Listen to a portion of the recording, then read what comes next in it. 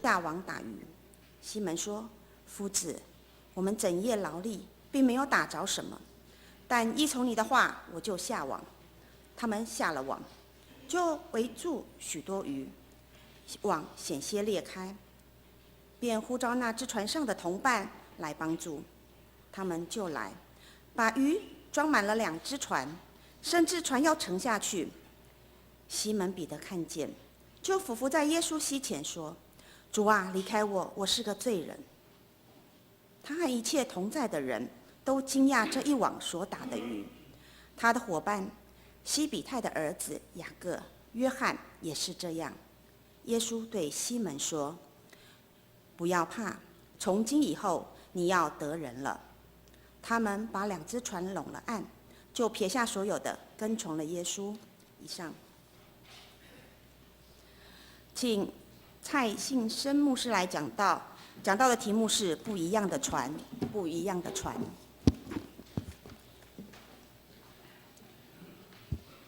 我们的主，他是我们有福的确据。我不知道，如果人生就像大海，我不知道你这艘船要航向哪里，是数十年如一日，好像没有改变，还是你有新的出发？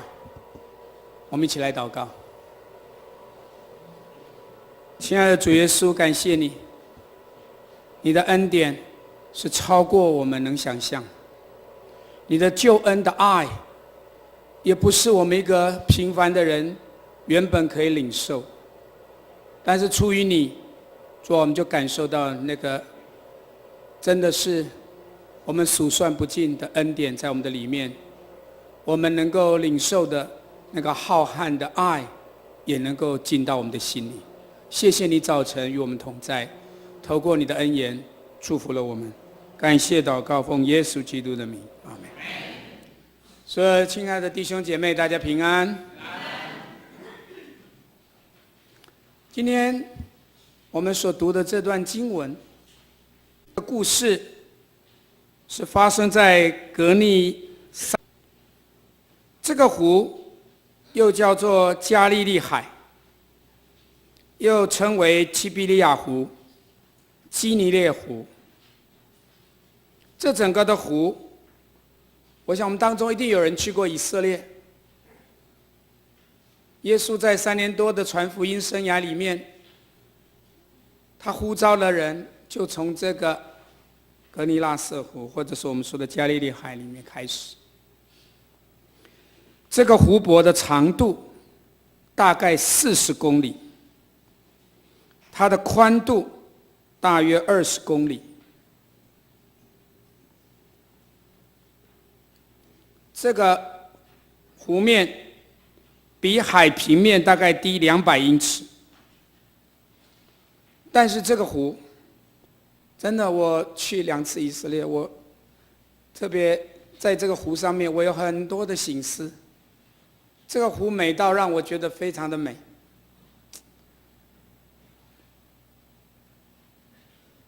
鱼非常的丰富，四周围的居民世代都是以捕鱼为生。那个晚上，有一群渔夫，他们照样的出海捕鱼。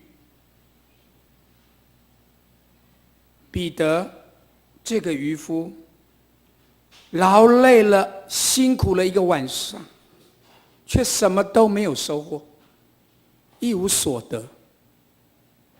你知道那时候，你想象他的内心是多么的失望、灰心。可是就在这个时候，来了一个木匠，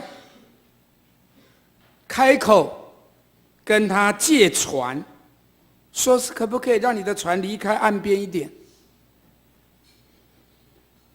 而且他看见那个人，那个木匠正在说着天国的事，正在传讲悔改的信息。可是那时候彼得一句话都听不进去，因为他所挂虑的他思思念念的是他自己今天怎么没有收入。所以第一个我要来分享的，就是从西门的船，标题打一下，到主的船。按下一页，对。弟兄姐妹，你的船，我不知道西门有船，你也有船。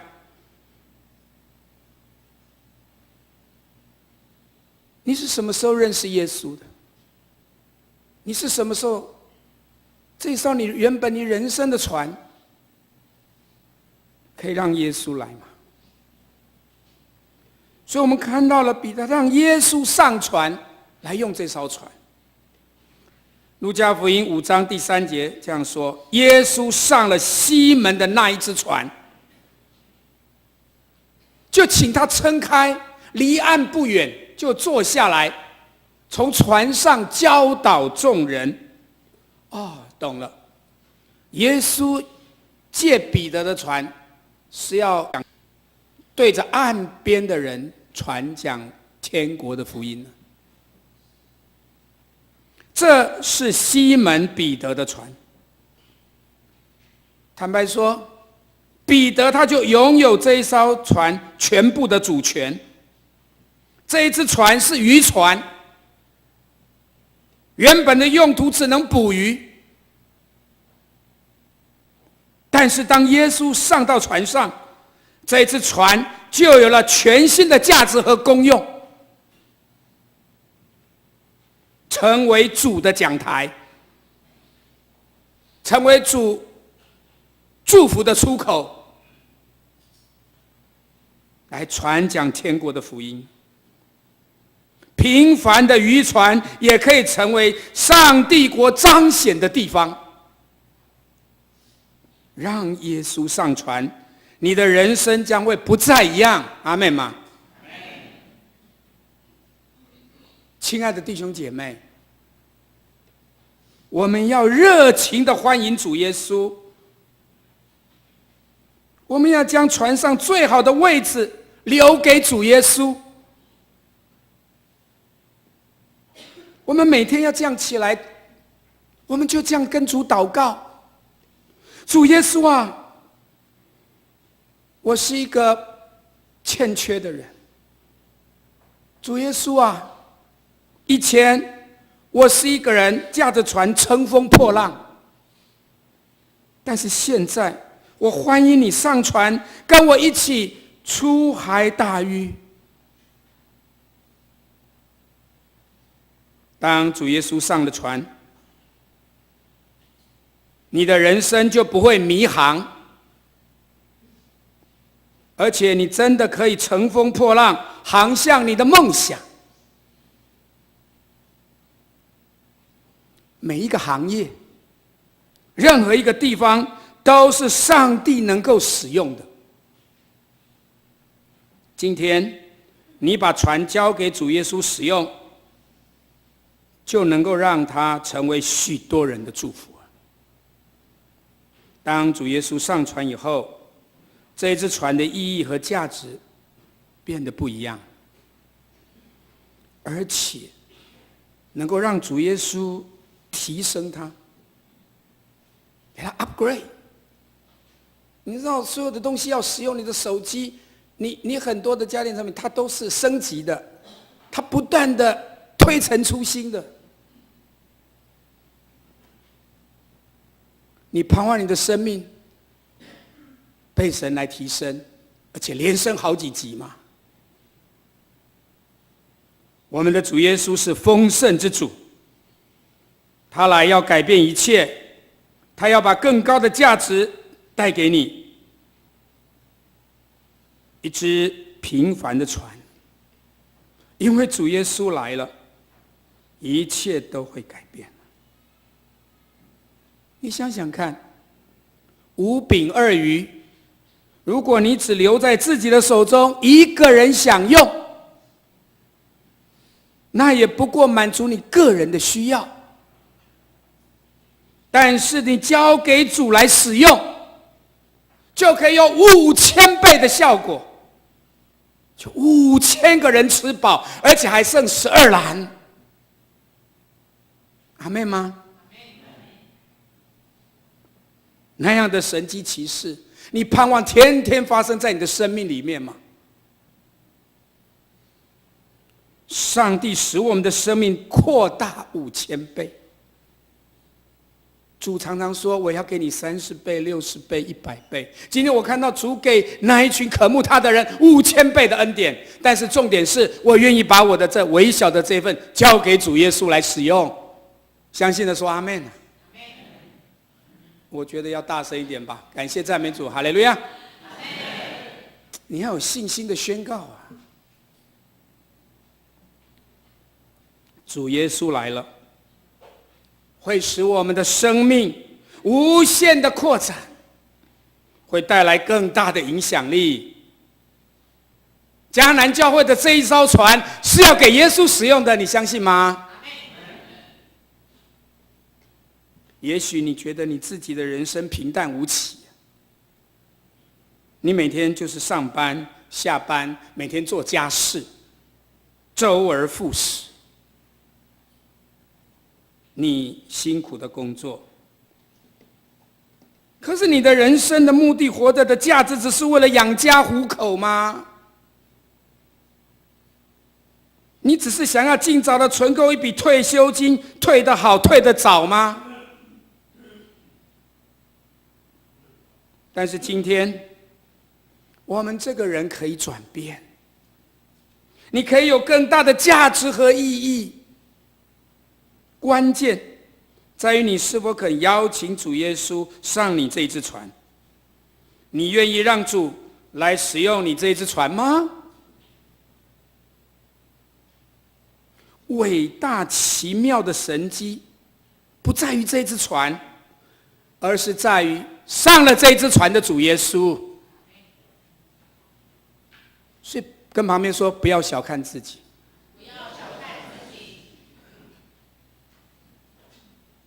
你若肯给主使用，主就可以让它成为神迹。现在是大斋节期，再过几周就进入棕树主日，就进入受难周了。我就想起了那只小小的驴驹，小小的驴子，既然它可以载着我们的主耶稣进入耶路撒冷，应验了先知撒迦利亚的预言。因为你知道这个预言是早在耶稣还没有降生前的500年，上帝就看到了那一只小小的驴驹。弟兄姐妹，同样的要做一只驴，同样要做驴驹，我不知道你要做一只只是载着货物的，还是可以载着主耶稣的那一只小驴驹。来，你回答我，你想载只有这一辈子，如果你有一次见，你愿意承载耶稣吗？弟兄姐妹，我们在世界上同样可以做很多事情，同样要过一辈子，但是你的人生要给谁用啊？多少驴驹平凡的过去了，但是只有这只小小的驴驹被记在圣经里面，虽然没有名字，但是他配的，他甘心乐意。最重要的时刻，主要使用那只驴驹，因为那是关键时刻。你的人生若肯被主来使用，你也可以成为神迹的出口。你还没有出母胎，上帝就看见你了。你还在痛苦失望的时候，神已经看到你了，他认识你，并且在人生最重要的这个时刻，他拣选你，他还要使用你。在今天这段经文当中，耶稣并没有询问彼得说：“彼得啊，我可不可以用你的船？我先问过了，我再来。耶稣直接说：“你把船撑开，就直接用。”我常常讲，耶稣有时候他就是一个不速之客，在你都没有想到的时候，他已经出现在你的船上了。他在你人生的某个角落跟你相遇了，阿们吗？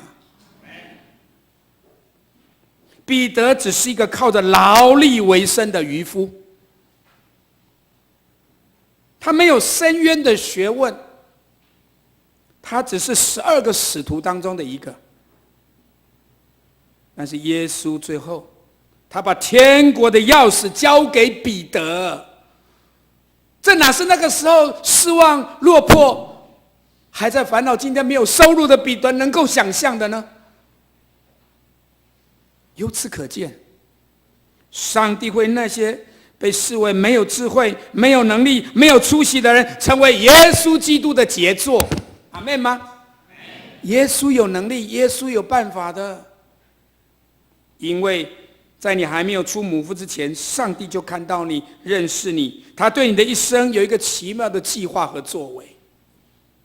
所以以前你的生命、你的家庭、你的事业都是为了你自己，但是只要你有一颗愿意的心，上帝就会让你成为别人的祝福。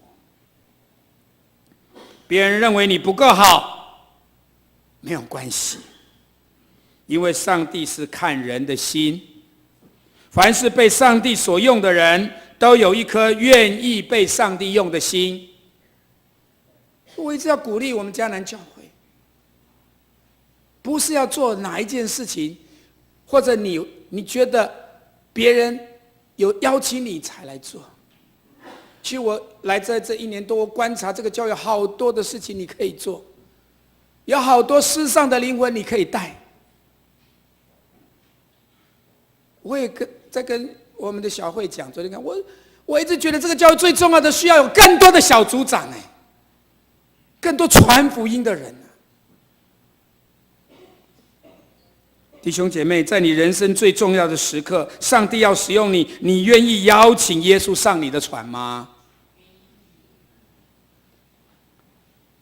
第二点我要分享，让耶稣开船下网。以前是彼得决定船，我要开往东，我要开往西，我要开到哪里，因为他拥有他全部的主权，他可以决定。但是现在耶稣告诉彼得，把船开到水深之处，并且下网捕鱼。这时候的彼得心里一定充满了怀疑犹豫，怎么会有一个木匠会指挥我这个渔夫打鱼呢？我跟你讲，彼得的心里面可以有100个理由不听从耶稣啊！毕竟耶稣是木匠，他才是渔夫啊！他比耶稣更内行，他知道什么是最合适的时间、最好的地点。凭着他的专业，还有他敬业的劳碌，有什么不能呢？但是我刚刚讲，此刻的彼得，他已经累了1个晚上，却什么都没有得着。现在他已经非常的疲倦，何况现在是白天呢？白天打鱼不是时间，不是时候啊！真的把船开出去，我跟你讲，一定被旁边的人，被一堆同样是渔夫的人笑死了，真的。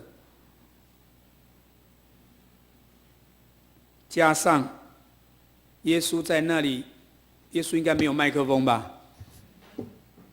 耶稣在那个船上，他的嗓门拉开，我好多的群众拥挤过来。我跟你讲，那种嘈杂的跟耶稣讲道声音，早就把旁边的鱼都吓跑了。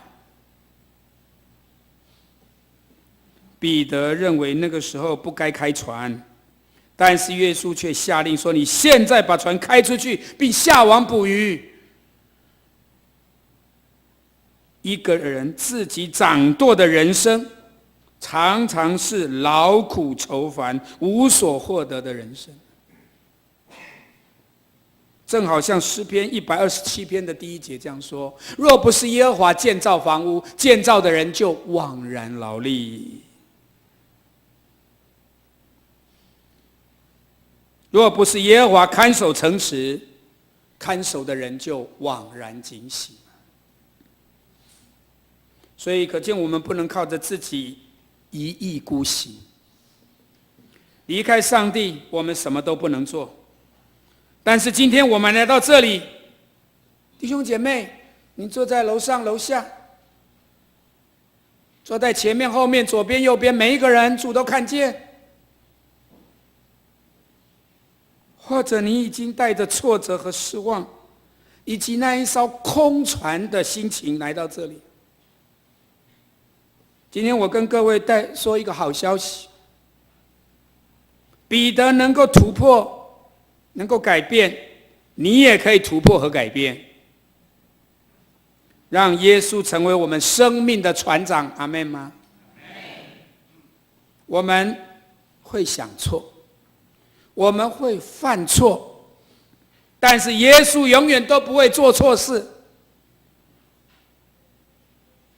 他做的永远都是为我们好，他永远都是知道我们的一切需要。只有让耶稣进入你的生命，才是我们人生可以成功的保证。耶稣上了彼得的船，一切都改变。我们常常以为耶稣只懂得带我们上天堂，你不是每次说信耶稣得永生上天堂吗？但是你可能忽略了，耶稣也能够帮助我们做生意，帮助我们经营事业家庭，也能够帮助我们得着智慧了，好好的念书。我们相信基督徒做生意经营事业读书也能够比其他人更好，因为我们有上帝。除非你都靠自己。很多人以为基督徒不需要啦，不需要这么努力做生意，不用谈钱啦，这个太俗气了啊！书怎么样？我跟你讲，这样想是不对的。因为说我来不是让你得生命，是要得的更什么丰盛。他不是要让你福杯满溢吗？基督徒可以按着真理来管理财富，能够很属灵，而且很能够去服侍神，又能够在这世界上为主做见证和发光。阿们吗？第二部分我来分享，就是从空船进到满船。跟旁边说，空船进到满船。怎么才能做到呢？第一个，先顺服才能蒙福。一起说。有时候我们听到俗话说一分耕耘一分收获，但是很可惜，真实的人生并不一定这样啊。有时候我们努力了5分啊，可是连1分都还没有得着。彼得经过了整夜的劳苦打鱼，却一无所获。我跟你讲，彼得他面对空船的心理，那是很失望难过的。我们当中有人劳力，有人劳心，但是有人又劳力又劳心。不管怎么样，只要有结果有收入，都是值得的。但是最糟糕的，就是你努力了半天，却一无所获。你整个人又失落的心情。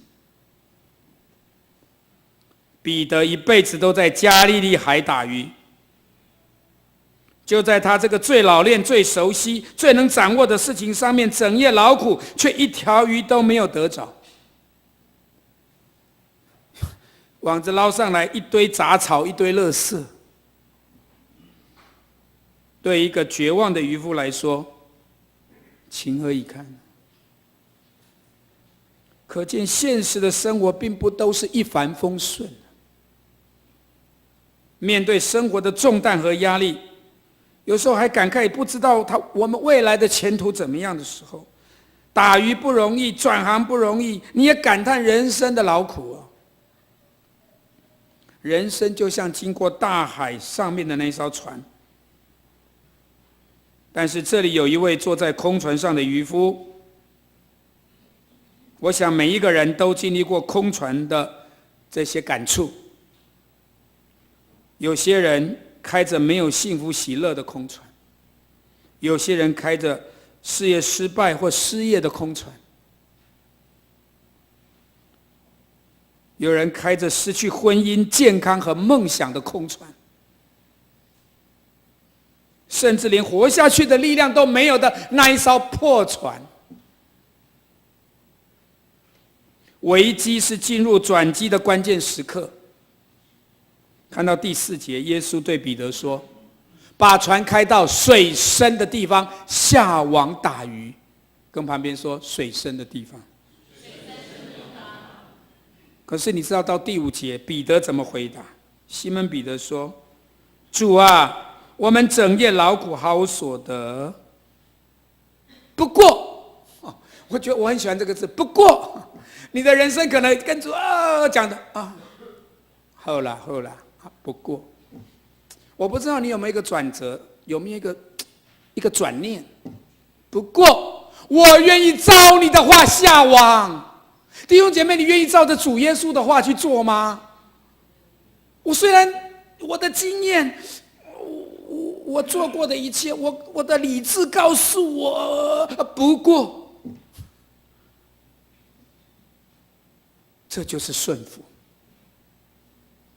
牧师曾经跟你们说过，顺服不一定会顺利，但是顺服一定可以蒙福啊！阿们吗？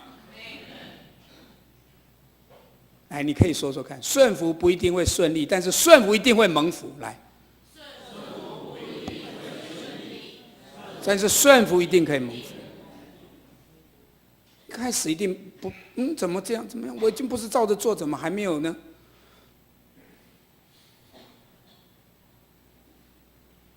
当耶稣吩咐彼得下网的时候，不过是转念一想。我猜想彼得最后他心里也想，反正也不差这一次吧，就听听看。选择去顺服，你才能蒙福。所以看到彼得拉起满满的，一艘不够，他再会一艘2只船的，又是加倍的收入。彼得决定听从主耶稣的话，就开船。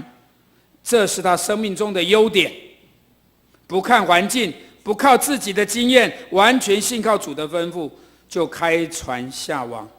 主说向左，他就向左；主告诉我们向右，他就向右。他说什么，我们通通照着做就是了。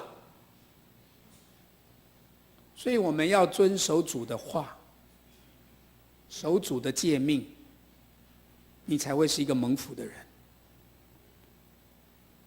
跟旁边说，对主的话不要打折。要记住一件事情，让主耶稣来真正做主，他就能改变你一切所有的事情。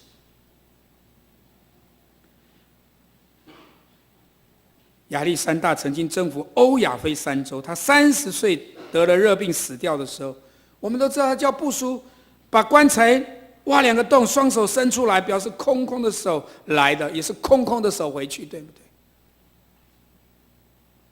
有一个财主听了这样的一个故事，很不服气，他就带着那个牧师，就到他家里，你就跟他说：“你看，我住的这个是豪宅呀，你看我前面有的是那么大的农场，我有那么多的产业啊。”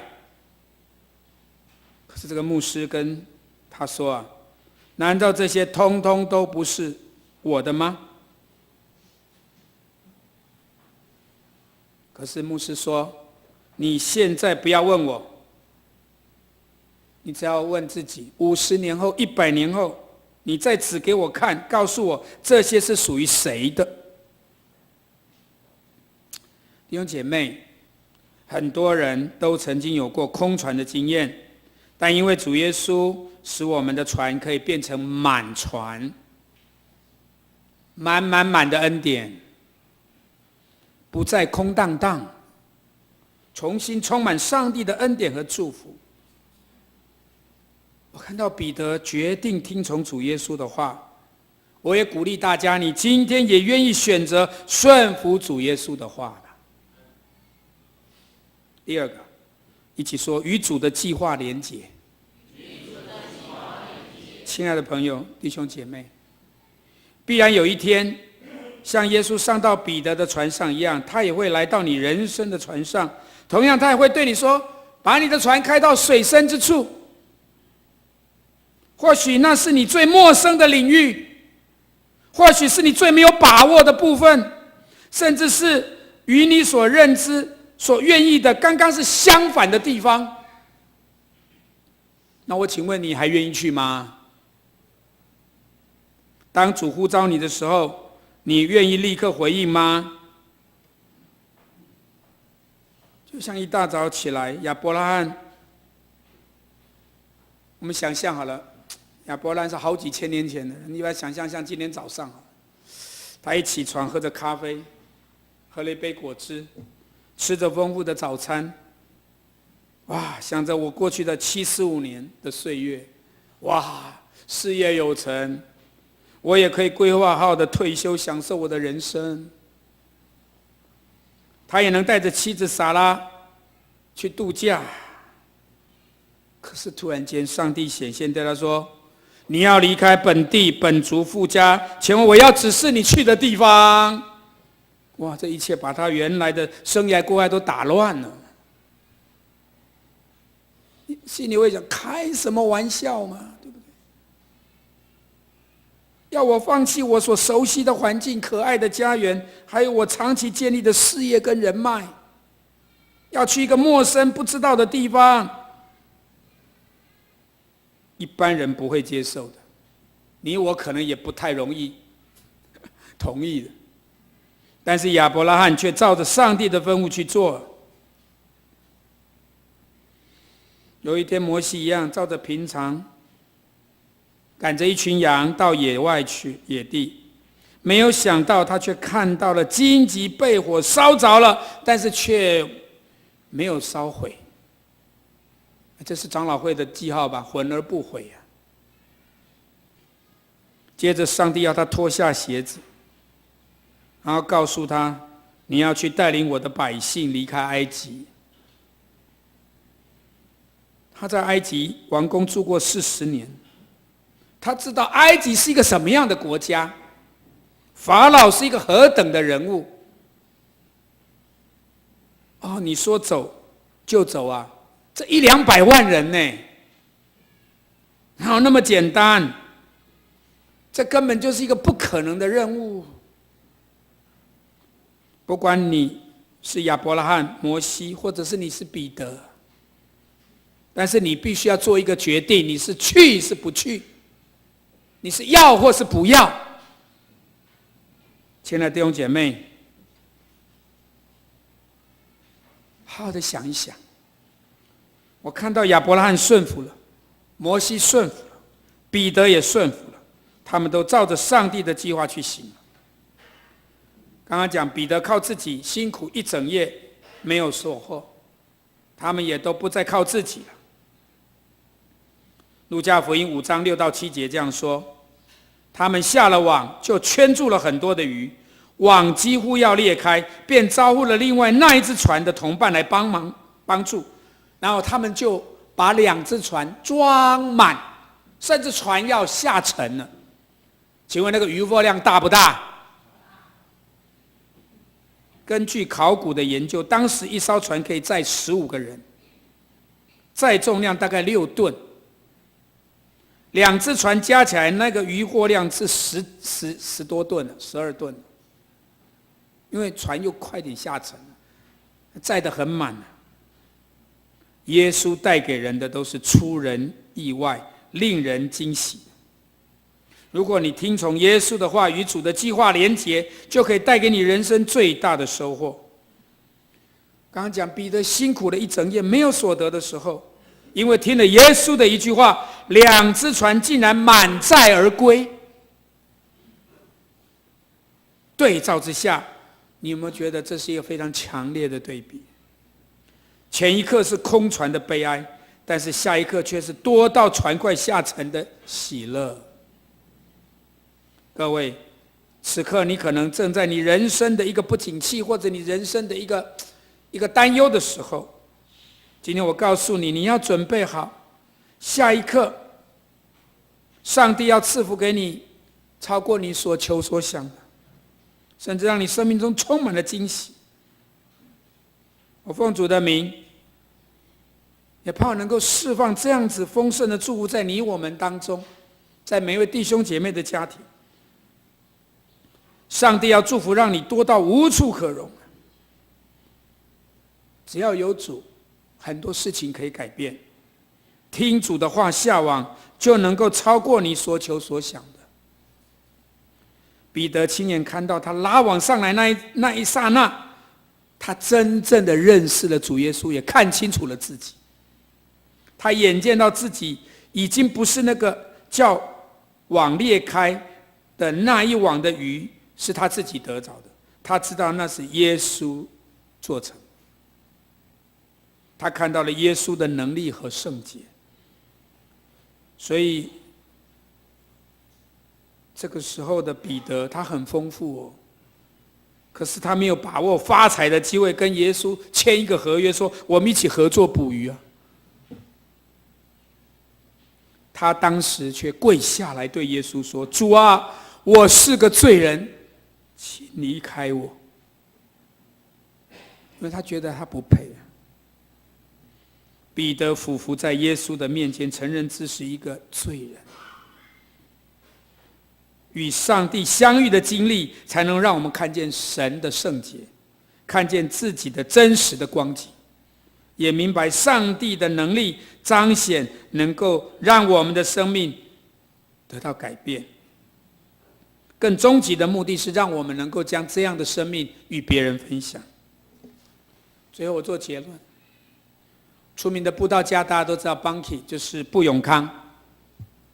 布永康牧师他带领他的布道会，一次在非洲是100万人啊。那你看过他布道的影片，你会很惊讶的。他在非洲一场一场的布道都是50万100万人的聚会。他这样说：与上帝的计划连结，你一定会成功。如果上帝帮助，有谁可以拦阻我们呢？这是他的经历。这位经历上帝最大能力恩典的布道家，把他一生因着有耶稣而改变的这样的经历告诉了我们。真的，我常常也这样想，我发现原来人生只有这件事情，因为这可以改变你的一生。所有的人生没有办法教你成功的，你也所有的方法，你也自己也没有办法靠着你自己能够做到完全。只有跟上帝的计划连结，才是我们一生能够得丰盛、能够成功的秘诀。你知道布永康牧师，他一开始布道的时候，他自己这样写，他说连5个人都没有在我的前面听讲道的，5个都没有，算不到3个。甚至他连50块美金租一个场地他都付不起。